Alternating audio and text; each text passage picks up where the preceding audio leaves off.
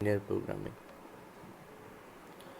As you know that during World War II, GB Denzing was working with US Air Force and was facing many problems such as allocation of weapons to different locations of war, military logistics problems.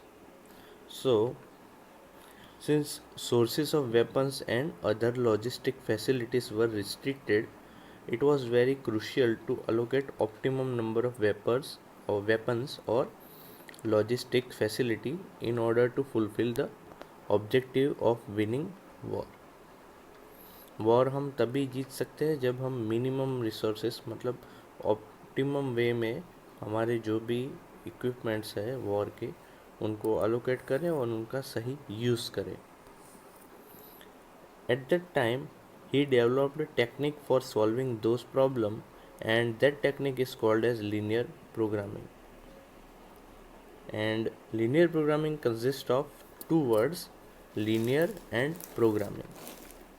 Linear word represent that the relationship between variables is linear. If the value of one variable is changing, the value of other variable also changes in certain proportion, that we called it as a linear. अगर एक value change करेंगे तो उसके साथ दूसरी value उसके proportion में change होगी. Second word is that is programming. Programming means mathematical modeling and development of algorithm for solving of a problem that involves optimum allocation of limited resources by choosing a particular strategy among various alternative strategies in order to achieve the desired objective. Programming के अंदर जो भी mathematical modelling और algorithm develop किया जाएगा for solving particular problem, जिसके अंदर क्या किया जाएगा, ऑप्टिमम अलोकेशन किया जाएगा लिमिटेड रिसोर्सेज का by choosing particular strategy among various alternative strategy. जो भी अल्टरनेटिव स्ट्रेटेजीज अवेलेबल है उसमें से कोई भी एक पर्टिकुलर स्ट्रेटेजी चूज़ करके in order to achieve desired objective, जो भी हमारा डिज़ायर्ड ऑब्जेक्टिव है उसको अचीव करने के लिए. LP is a mathematical modeling for optimization of a function, which is our objective function, subject to restricted resources of variables represented in terms of set of linear equations and or inequalities. LP mathematical model है for optimization of function और objective function. Basically we call as objective function. जो भी हमको optimise करना है वो objective function की कुछ रिस्ट्रिक्शंस होती है, जैसे कि रिसोर्सेज हमारे वेरिएबल्स जो है वो रिस्ट्रिक्शंस में आएंगे, ठीक है, और उनको रिप्रेजेंट किया जाता है in terms of linear equations और इनइक्वालिटीज. लीनियर इक्वेशन के फॉर्म में या इनइक्वालिटी, वो हम आगे देखेंगे. इनइक्वालिटी मीन्स लेस देन और greater than. Now what is objective function? Objective function may be to maximize the profit और to minimize the cost or any other measures which is to be obtained in the best possible or optimal manner. Objective function हमारा क्या है, यहाँ पे जो भी profit है उसको मैक्सिमाइज करना है या फिर कॉस्ट को मिनिमाइज करना है या फिर any other major which is obtained in the best possible और ऑप्टिमल मैनर. या उसके अलावा अगर कोई हमारा दूसरा ऑब्जेक्टिव है तो उसको ऑप्टिमल वे में और बेस्ट पॉसिबल वे में हम कैसे अचीव कर सकते हैं, वो हमारा ऑब्जेक्टिव फंक्शन हो गया. फिर आती है constraints. Constraints are restriction on available man hours, material, money, machines. These are the constraints. We can say basically these are the limitations, that we have limited man hour, limited material, limited money, limited machine. If the resources are unlimited, then there will not be need to define any kind of strategy. Since resources are limited, it is required to have defined a strategy.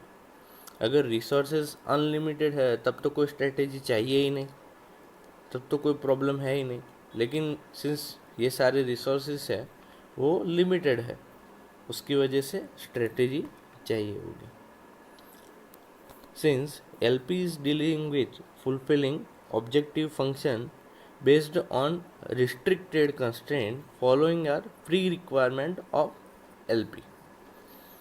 अभी यहाँ पर जो भी linear programming model है वो objective function को fulfil तो करेगा based on restricted constraints, but उसके लिए कुछ प्री रिक्वायरमेंट्स है. जैसे कि सबसे पहली रिक्वायरमेंट है decision variables should be interrelated and non-negative. Decision variables are those variables which are decided at the starting of solving problem. जो भी डिसीजन वेरिएबल है, जो deciding factors you can say, वो इंटर होने चाहिए, एक दूसरे से रिलेट करने चाहिए और नॉन नेगेटिव होने चाहिए, और वो हमको प्रॉब्लम के स्टार्टिंग में डिसाइड करना है, बाद में हम उसको डिसाइड नहीं कर सकते. Second thing is there must be well defined objective function which can be represented as linear function of decision variables. As linear programming works on the linear equation, that's why जो भी हमारा objective function है उसको हमको well define करना पड़ेगा, और जो भी हमारा ऑब्जेक्टिव फंक्शन है उसको लीनियर फॉर्म में, डिसीजन वेरिएबल्स है उनको लीनियर फॉर्म में कन्वर्ट करना पड़ेगा. Third, there must be constraints on the amount resource which can be expressed as linear equations or inequalities in terms of decision variables. यहाँ पे कुछ constraints होती है amount of resources, जो भी amount of resources है उसके ऊपर कुछ constraints है, और उनको भी हमको linear equation के फॉर्म में या फिर inequality के फॉर्म में और in terms of decision variables के फॉर्म में कन्वर्ट करना पड़ेगा. सेकंड टॉपिक इज प्रॉपर्टीज और assumptions of linear programming. Linear programming model has 5 properties or assumptions. First one is proportionality. The amount of each resource consumed and its contribution to profit in objective function must be proportional to the value of decision variable. If the food 100 grams of F1 can provide 10 grams of vitamin A, then 500 grams of F1 can provide 550 gram of vitamin A. यानी कि जो भी resource consume होगा और उसका contribution होगा profit के अंदर, वो प्रोपोर्शनल वे में होना चाहिए. ऐसा नहीं है कि रिसोर्सेज ज़्यादा कंज्यूम हो और प्रॉफिट में उसका कंट्रीब्यूशन कम हो, यानी कि प्रोपोर्शनल वे में होना चाहिए. Second is non negativity. It is assumed that the value of decision variables are either 0 or positive. It cannot be negative. उसकी वैल्यू नेगेटिव नहीं हो सकती. The non-negative condition shows that LP deals with real life situation. अभी non negativity यहाँ पर क्या indicate करती है कि LP किसके साथ डील करता है, रियल लाइफ सिचुएशंस के साथ डील करता है. Third, continuity. It is assumed that the solution value of decision variables and the amount of resources used need not to be integer values. यहाँ पर assumption किया जाता है कि जो भी amount of resources use हो वो integer value हो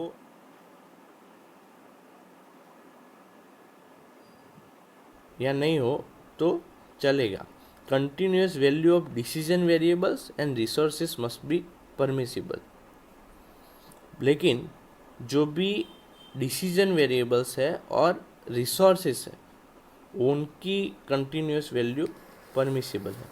But it is not possible to have 4.5 products as optimum number of product. But जो हमारा फाइनल आउटकम जो हमको मिलता है ऑप्टिमम नंबर ऑफ प्रोडक्ट, वो इंटीजर वैल्यू नहीं होना चाहिए, मतलब वो 4.5 ऐसा नहीं हो सकता, ठीक है।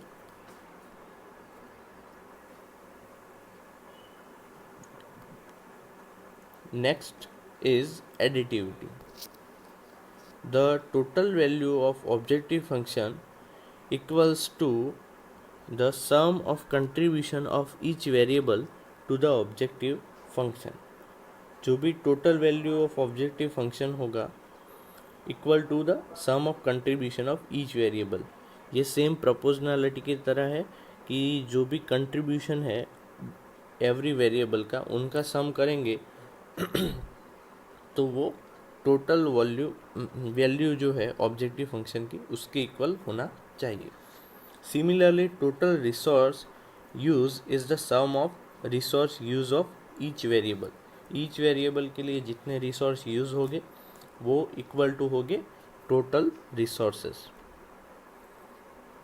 For example, total profit earned from selling n products must be equal to the profit earned by selling items individually, and on the other hand total cost of manufacturing n products must be equal to cost of manufacturing items individually।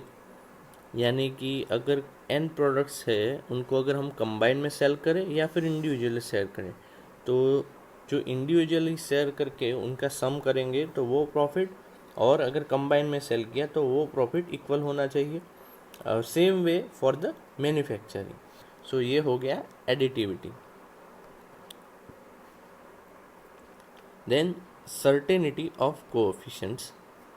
In all LP models objective function coefficients और right hand side coefficients of the constraint and resources value are certainly and precisely known and measurable. Also, it is assumed that those values remain constant irrespective of time। यानी कि हमें मालूम है कि हमारी कुछ constraints है और उस कंस्ट्रेंट की वैल्यू हमको मालूम होनी चाहिए और वो डिफाइंड होनी चाहिए, मतलब कितने मैन आवर्स, मशीन आवर्स, अगर उसकी वैल्यू वेरी नहीं होनी चाहिए। जैसे कि 5 मैन आवर्स, तो वो एट दैट टाइम वो कांस्टेंट होनी चाहिए। That is the certainty of coefficient. So these are the 5 properties, or you can say assumptions, of LP that after this assumption we can use LP model. Now let us discuss what are the various advantages of LP. Linear programming has an advantage that optimum allocation of resources. That's why we use linear programming. LP helps in making optimum use of available resources. It shows the allocation of resources to fulfill the objective function. Second advantage is improvement in quality of decision. LP improves the decision quality because it gives clear cut value of decision variables to fulfill the objective function। अभी हमको पता चल गया है कि हमारा objective function किस चीज़ से अचीव होगा, तो डायरेक्टली हम क्लियरली डिसीजन ले सकते हैं, यानी कि इम्प्रूवमेंट आएगा in quality of decision. Exploring bottleneck machines. Bottleneck machines are those machines which cannot meet the demand while due it other machine remain idle. LP model identifies bottleneck machine and explores the problem of low production capacity of plant। bottleneck machines की जिसका कम production है और वो time बहुत ज़्यादा consume करते हैं, या फिर जो भी हमारी डिमांड है उसको फुलफ़िल नहीं कर पा रहे, तो जो भी बॉटलनेक मशीन्स है उसको आइडेंटिफाई करता है, और जो लो प्रोडक्शन प्लांट कैपेसिटी है उसको ये प्रॉब्लम सॉल्व करने में हेल्प करता है। Re-evaluation of basic plan, LP re-evaluation of basic plan for changing conditions. If the conditions change when the plan is partly carried out, they can be determined so as to adjust the remainder of the plan for best result. यानी कि readjustment और रीइवोल्यूशन यहाँ पर possible है. These are the some advantages of linear programming model. Now let us discuss the limitations of LP model. As we seen in the assumption that LP treats relation among decision variable as linear. However, always it is not possible to have linearity, यानी कि हर time linearity हो ऐसा possible नहीं है. दूसरी limitation, LP assumes that outcomes of problem has decision variables as integer. LP does not guarantee that the answer will always have integer value. अभी जो भी हमने assumptions देखे सो हेलो ऐसा पॉसिबल नहीं है. दूसरी limitation, LP assumes that outcomes of problem has decision variables as integer. LP does not guarantee that the answer will always have integer value. अभी जो भी हमने assumptions देखे सो वो ही चीज़ यहाँ पर आएगी लिमिटेशन में कि हमने अज्यूम किया कि जो भी डिसीजन वेरिएबल है और आउटकम जो आता है हमारा प्रॉब्लम का वो इंटीजर होना चाहिए, लेकिन ऐसा LP गारंटी नहीं देता कि इंटीजर वैल्यू ही आंसर आएगा. Third, LP assumes that certainty of coefficient, but in each case it is not possible to determine the value of coefficient. यानी कि जो हमने डिस्कस किया कि जो मेन मशीन मटेरियल आवर है वो फिक्स्ड होने चाहिए, सर्टेनिटी ऑफ कोएफिशिएंट, उसमें वेरिएशन नहीं होना चाहिए, लेकिन कभी कभार ऐसा पॉसिबल नहीं होता, जो भी कोएफिशिएंट है वो वेरी हो सकते हैं. Fourth, LP deals with the single objective function, where in real life situation business may have multiple objective function. अभी LP क्या करता है, हमारा सिर्फ एक ही ऑब्जेक्टिव लेकर उसको ऑप्टिमाइज करने की ट्राई करता है, लेकिन जो भी रियल लाइफ सिचुएशन में उसमें तो ऐसा पॉसिबल नहीं है कि सिर्फ एक ही ऑब्जेक्टिव हो, मल्टीपल ऑब्जेक्टिव भी हो सकते हैं. And last is LP ignores the effect of time. अभी यहाँ पर टाइम की वजह से क्या इफेक्ट हो रही है वो LP इसमें कंसिडर नहीं करता है. So these are the some limitations of LP model. Our next topic is applications of linear programming. First is where application is in product management. Production management.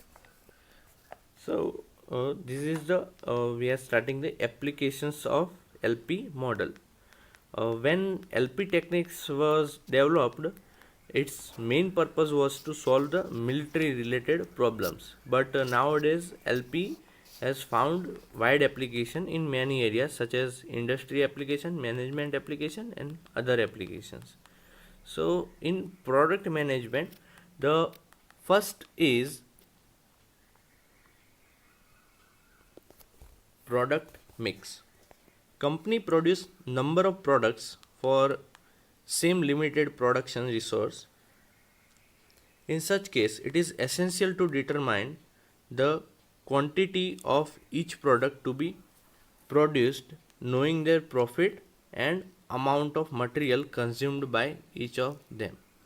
The objective is to maximize the total profit subject to all constraint. Company जो है number of products को produce करती है for the same limited production resource, जो भी resources है उसके अंदर से, ठीक है. और उस सब केस में क्या होगा, जो एसेंशियल क्या है, हमको डिटरमाइन करना है quantity of each product, the every product की क्वांटिटी कितनी होगी, to produce knowing their profit and amount of material consume by them. कितना मटेरियल कंज्यूम होगा और उसमें से कितना प्रॉफिट जनरेट होगा वो हमको जानना है. The objective is to maximize the total profit subject to all constraint। और हमारा ऑब्जेक्टिव क्या होगा, हमको प्रॉफिट मैक्सिमाइज करना है जो भी कंस्ट्रेंट्स है उनको कंसिडर करने के बाद। Second is blending problems. When a product can be made from variety of available raw materials, each of which has a particular consumption and price। जब कोई भी प्रोडक्ट हम बनाते हैं from variety of available raw material, every product has its particular composition, उसकी एक particular composition होगा, combination होगा और उसकी एक पर्टिकुलर प्राइस होगी। The objective here is to determine the minimum cost blend subject to availability of raw materials and the minimum and maximum constraints on certain product constitute। यहाँ पर objective क्या है कि जो भी ब्लेंड सब्जेक्ट है उसकी कॉस्ट मिनिमाइज करनी है और जो भी रॉ मटेरियल है उसकी ब्लेंडिंग कॉस्ट मिनिमाइज करनी है और minimize and maximize the constraints on certain product constituents. जहाँ पर भी रिक्वायरमेंट हो कंस्ट्रेंट्स में वहाँ पर मिनिमाइजेशन और मैक्सिमाइजेशन करना है, ये blending problem. Third is trim loss. When an item is made in standard size such as glass paper sheet, the problem that arises is to determine which combination of requirements should be produced from standard materials in order to minimize the trim loss or we can say wastage। यानी कि अगर standard size ही हम use कर रहे हैं, ठीक है, तो प्रॉब्लम क्या आएगा, हमको डिटरमाइन करना होगा कि कौन सा कॉम्बिनेशन होगा जो हमको प्रोड्यूस करना है फ्रॉम स्टैंडर्ड मटेरियल जो हमको मिनिमम ट्रिम लॉस या फिर वेस्ट देगा। Production planning, this deals with determination of minimum cost production planning over a planning period of an item with a fluctuating demand, considering the initial number of units in inventory, production capacity, constraints on production, manpower and all relevant cost factors। The objective is to minimize the total operation cost। सो यहाँ पर भी same हमको क्या करना है, जो भी total operation cost है उसको मिनिमाइज करना है through managing the production planning. So in production management there are 4 aspects, that is product mix, blending problem, trim loss and production planning. Now the second application of linear programming is in marketing management। In marketing management, the first is media selection। Linear programming technique helps in determining the advertising media mix so as to minimize the effective exposure subject to limitation of budget, specified exposure rates of different markets segment, specified minimum and maximum number of advertisements in various medias। सो इसमें भी जो है कितनी advertisement करनी है, कहाँ पर करनी है, कैसे हम मैक्सिमम ऑडियंस तक पहुँच सकते हैं। सो ये हो गया media selection with a minimum cost. Then second is travelling salesman problem. The problem of salesman is to find the shortest route starting from a given city, visiting each of specified city and then returning to the original point of departure, provided no city shall be visited twice during the tour। Such type of problem can be solved with the help of modified assignment technique। जो भी travelling person है salesman, उसका यहाँ पर objective क्या होगा कि जो भी शॉर्टेस्ट रूट पॉसिबल है वो